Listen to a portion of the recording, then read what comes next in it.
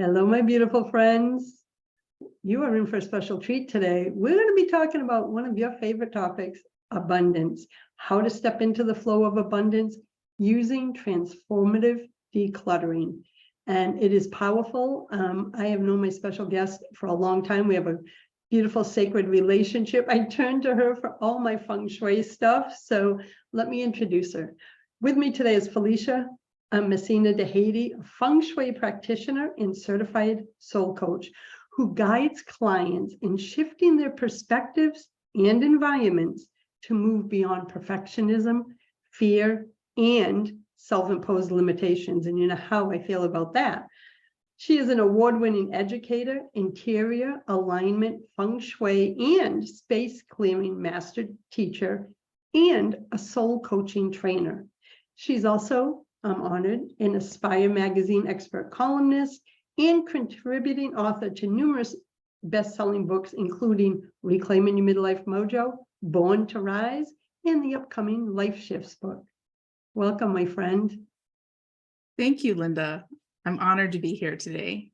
Well, you and I have so many personal conversations about this topic, right? And a lot of the articles and content you submit, I'm always like, we got to talk about abundance. It's the number one thing I think everybody wants more of their life in their life. They struggle with. I'm a big believer of feng shui, as you know, because my houses, I implement it, and I'll call Felicia for guidance. Like, I got a section missing over here. What should I have there? So we're going to have some fun today, my friends. So why don't we talk about the connection between clutter and abundance, and also decluttering and abundance, because I never knew the depth of how they interact until you and I met. Even though I knew feng shui, I never tied it into decluttering and what was in my house. So why don't we start there, Felicia? Okay. So this is, your home is a direct reflection of your inner self. So your mindset, your feelings are all projected in how you create your space, what you choose to be in your space with you, and how you set everything up in your home.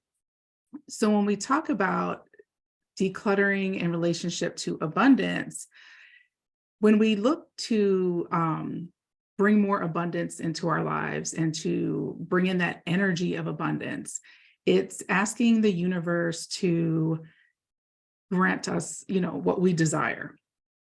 But if our home is full of clutter and there's nowhere to put anything, we're also sending out the message of, well, if you do send me abundance, I don't really know where it's going to go because there's no room. So it's really setting up and making space so that there's more room for more energy of whatever you desire to come into the home and into your life. See, this really speaks to me, and something that just dropped in as I was listening to you speak. I can remember my younger days, like 20s and 30s, and I'm sure I'm like other 20 and 30-year-olds. But I can remember my bedroom being cluttered. There was always stuff, right? In the living room, piles. But as you were saying, it has to do with our mindset and emotions. I was very scattered, overwhelmed back then, etc.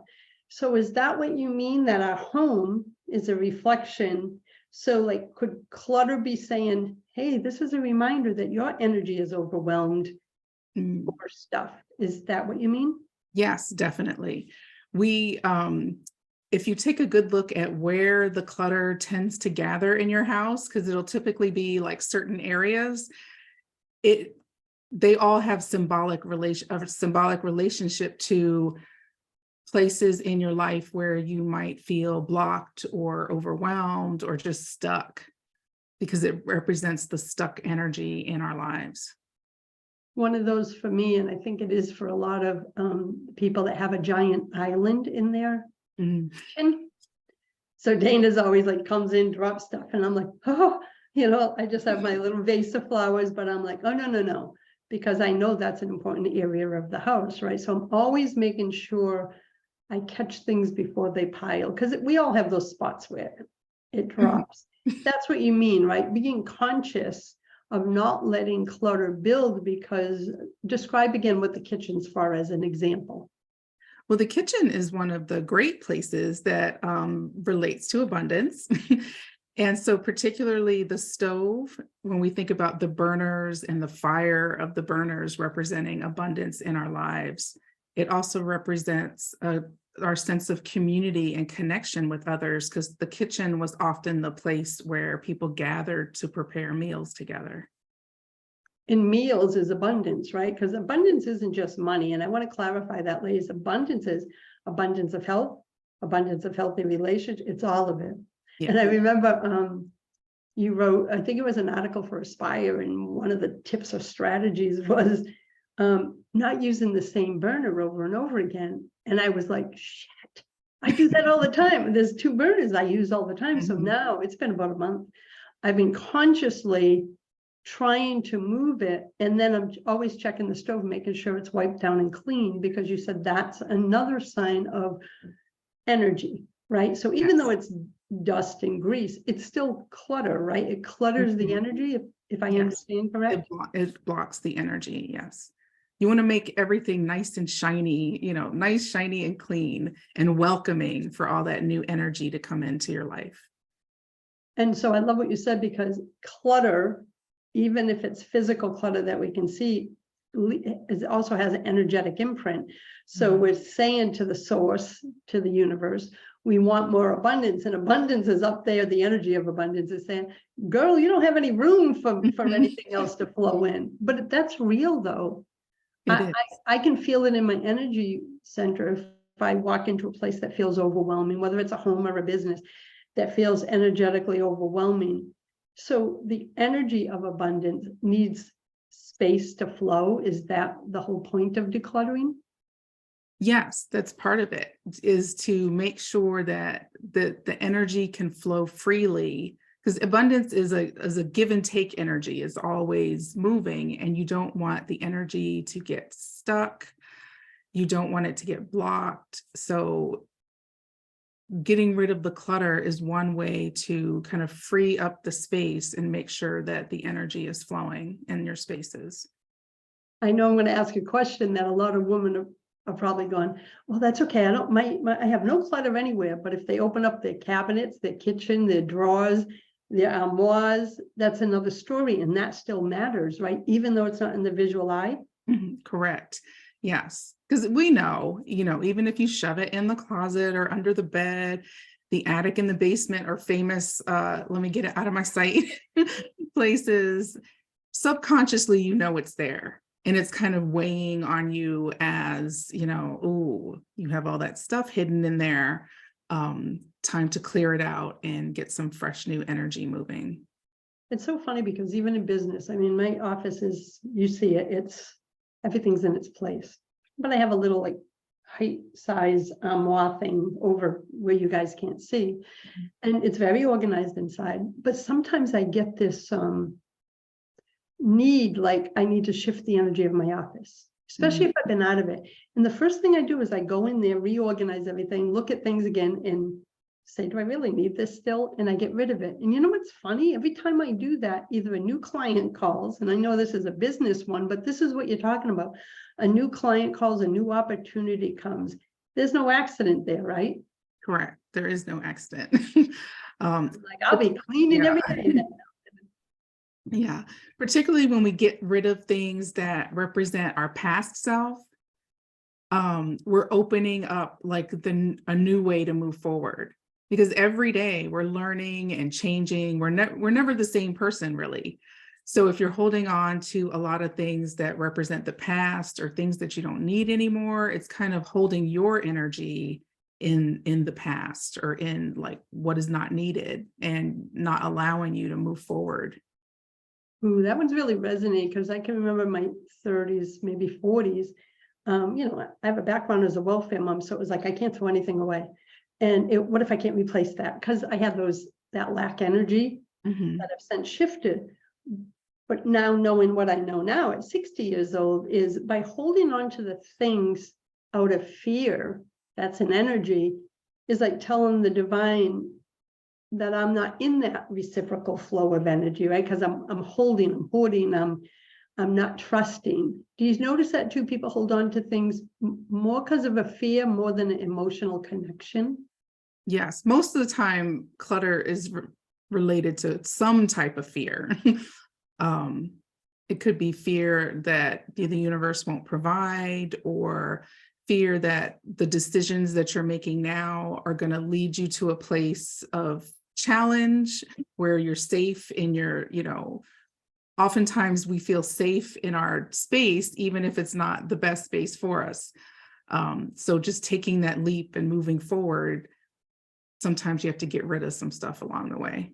Yeah, and you believe in doing everything with intention, right? And even with clutter clearing, you believe in using intention setting. So can we talk about that? Why intention setting is so important in transformative decluttering? So oftentimes I talk to people who they're like, well, I decluttered and like a week later, the stuff is back or the stuff multiplied. It's like it invited its friends over or something. And it just keeps coming back. And if you think about the concept of the universe always, like nature always fills a vacuum. So if you have like a sink full of water and take out a cup of water, the rest of the water will like fill in the space. So when you just like, without thinking about it, just remove clutter and you're not really thinking about it, not really doing it with intention, it's going to come back. And it's probably going to come back more, multiply. So when we start with an intention, it's more of an exchange. Like I'm getting rid of this clutter to bring in the energy of, abundance or joy or whatever you want to bring into your space. You're kind of getting rid of one thing and immediately filling it with an energy instead of just more stuff.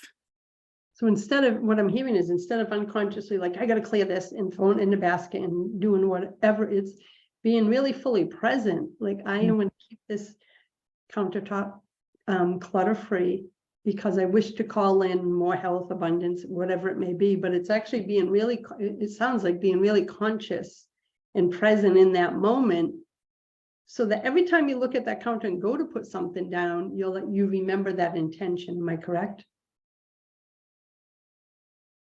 I like that. I can feel the energy of that. So let's say a woman wants to start with an area of her home or office or room. What are some of the step-by-step strategies to help her start to declutter the physical space? Is there a place she should start? There are a couple places. So I always recommend the front door being a space where we can start the decluttering process, because the front door represents it's called the mouth of chi, and it's where new energy is invited into your home. So first I would start, with the intention. So I'm clutter clearing this space in order to bring in more abundance. And then think about exactly what it is that you want, like abundance of health or joy or peace or money or whatever it is. And you can create an affirmation like, I am clutter clearing this space to bring more joy into my life. And then look around in the space. So with your front door, you can look around, and if it's joy that you want to bring in, like, does this area make me feel joyful? What are the things here? Are the objects that are laying around or in this space, do they make me feel abundant or joyful? And that can help too in determining what you would like to release. Because if you have an object there and it makes you feel, if it's broken or dirty or just something you don't use anymore, does that really make you feel abundant? Or like you're living in a sacred space of abundance? So that can help you to decide, what stays and what needs to be released. Because if you think of it, the front door energetically is in, for most of us, I use the back door a lot, but it's the first thing, it's the entryway when people come into your home. So it's almost like the energetic imprint it leaves, right? Like when you open it. I love that. I will share a story of something you wrote. I don't know if I ever told you this, but you wrote something, could have been a while ago.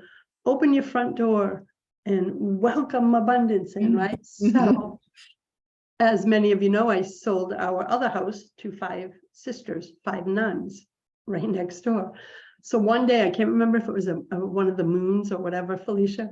So I'd be in the house and I'd open the door, step out onto the threshold, and with my arm, I'd go, welcome in, opportunity, blessings. Like I was doing this with my arm.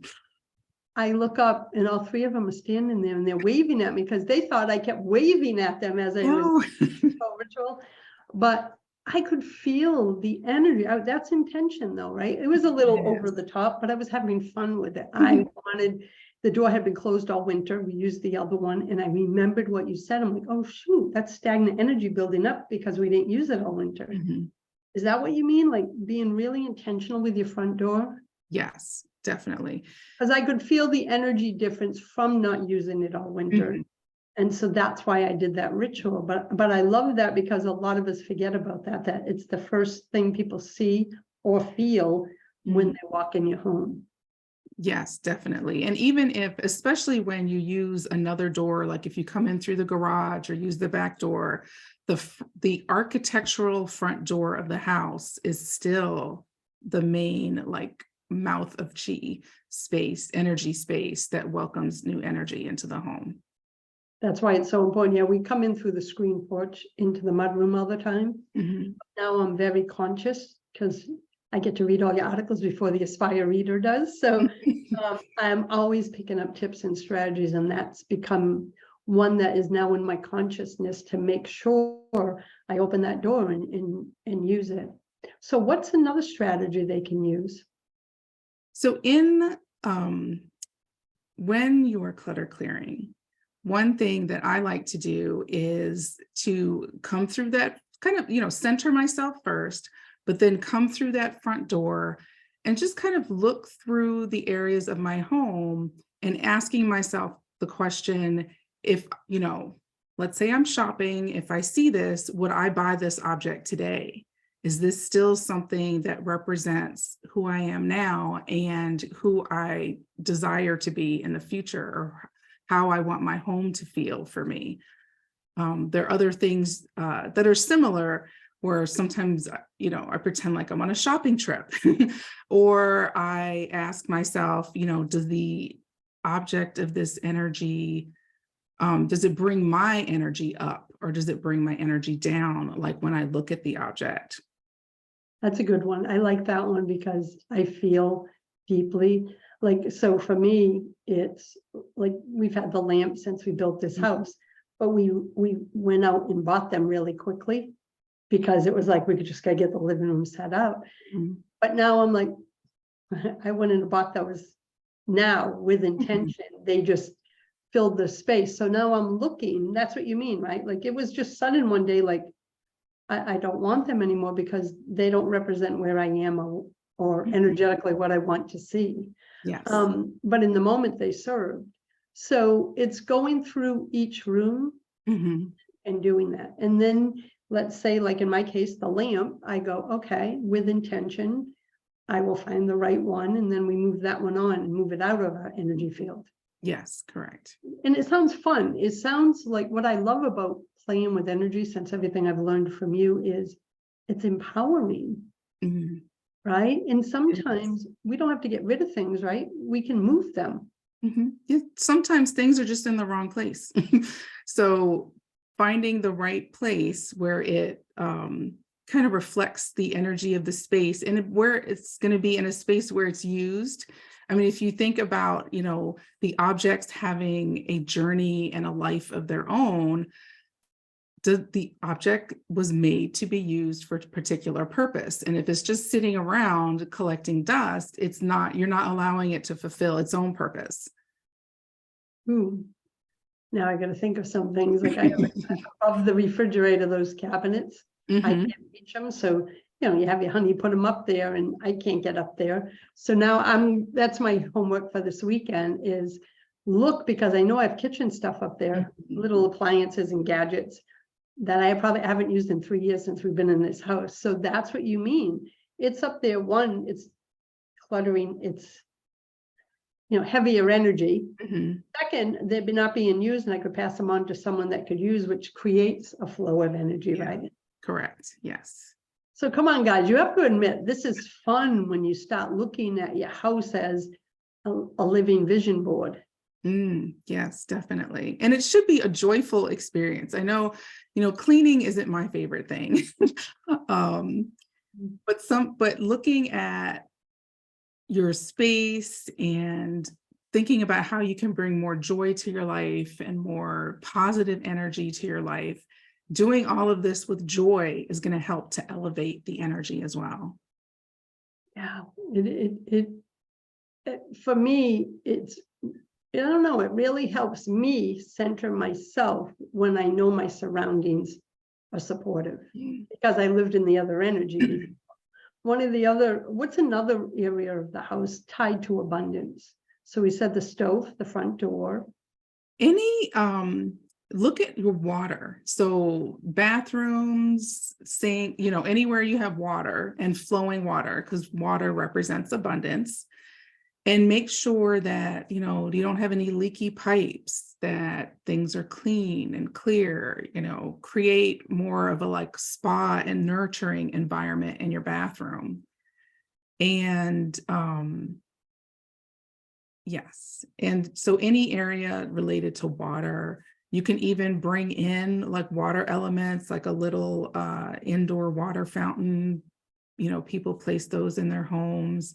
Or even if you don't want to have the water fountain, even images of waterfalls or flowing water will help to attract and bring in and hold that energy of abundance. So I love that. I do have a large copper water fountain that I have on the porch in the abundance corner, which the porch, that end happens. I love that. And when I turn it on, it just reminds me that we're always in the flow of abundance. We just got to keep it moving. We just have to keep it. Are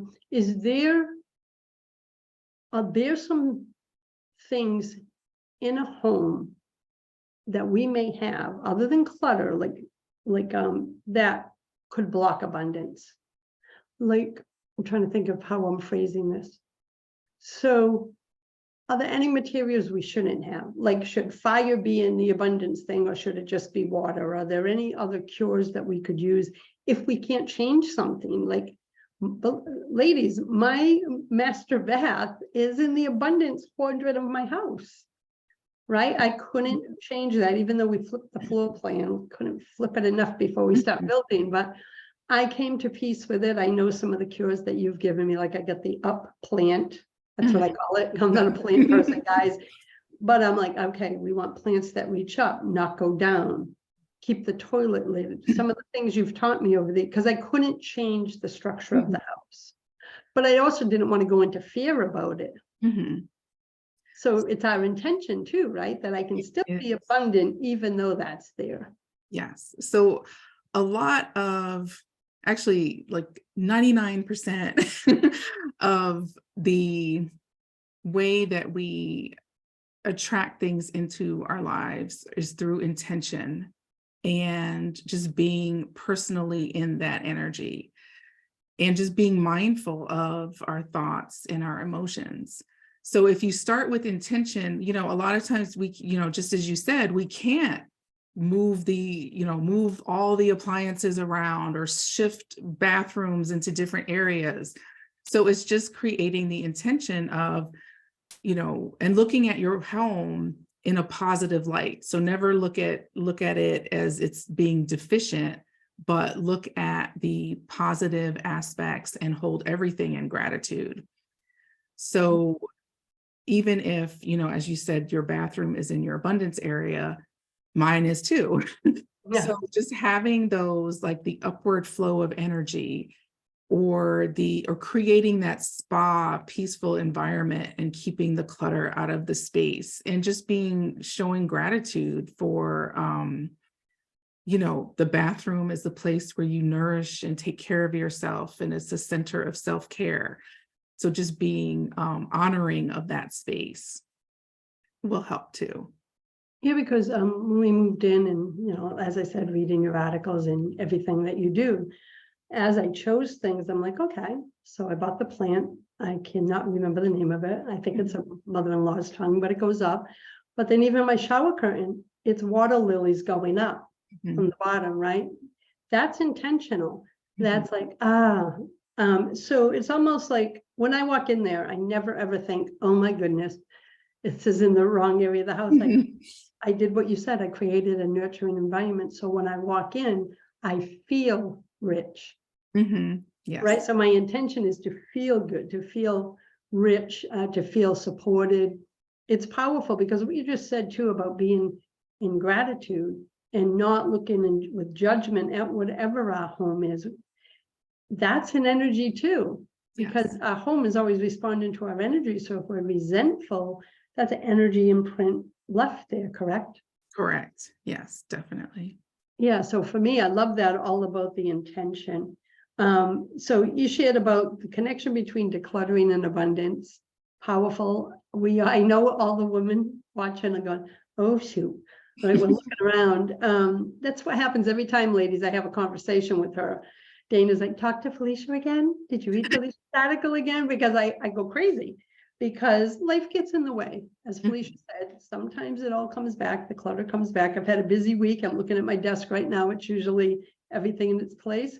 And now I know what I'll be doing tomorrow, clearing the clutter off the desk.